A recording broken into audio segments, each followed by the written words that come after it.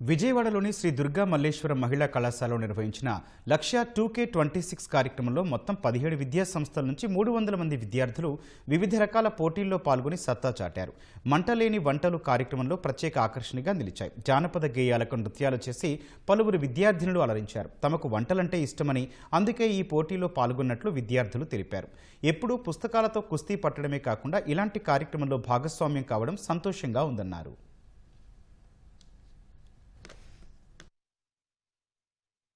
నేను చేస్తున్న ఒక చాట్. ఇండియాలో చాట్ అంటే చాలా ఇష్టం అందరికీ. రోడ్స్ మీద స్ట్రీట్ ఫుడ్ అంటే చాటే చాలా ఫేమస్. నేను చేసింది పానీపూరి భేల్పూరి లాగా కాదు, ఒక నిప్పట్ చాట్.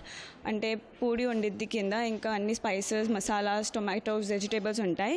ఈరోజు కుక్ వితౌట్ ఫైర్లో నేను ఫస్ట్ చేసింది డ్రై ఫ్రూట్ లడ్డు. ఈ డ్రై ఫ్రూట్ లడ్డులో నేను యూజ్ చేసింది ఆల్మండ్స్, క్యాష్యూస్ అండ్ వాల్నట్స్, బాదం, క్యాష్యూస్ అండ్ రెజిన్స్ ఏవైతే ఉంటాయో సెసమీ సీడ్స్ అవి కూడా యూజ్ చేసి నేను చేశాను. అండ్ ఇవన్నీ కలపడం కోసం నేను జాగ్రీ అండ్ డేట్స్ యూజ్ చేశాను. కుకింగ్ వితౌట్ ఫైర్ ఇలాంటి క్రియేటివిటీ యాక్టివిటీస్ పెడితే ఏంటంటే స్టడీస్కి మించి మనకి నాలెడ్జ్ అంటూ ఉంటుంది. ఓన్లీ బుక్స్కి స్టిక్ అవ్వకుండా వీ కెన్ బీ క్రియేటివ్.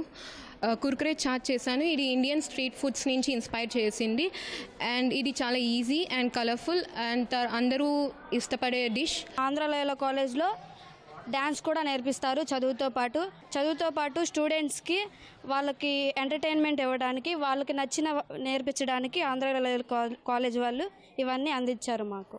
లక్ష్య 2K26 కాదు, లక్ష్య 2K23 నుంచి వస్తున్నాం.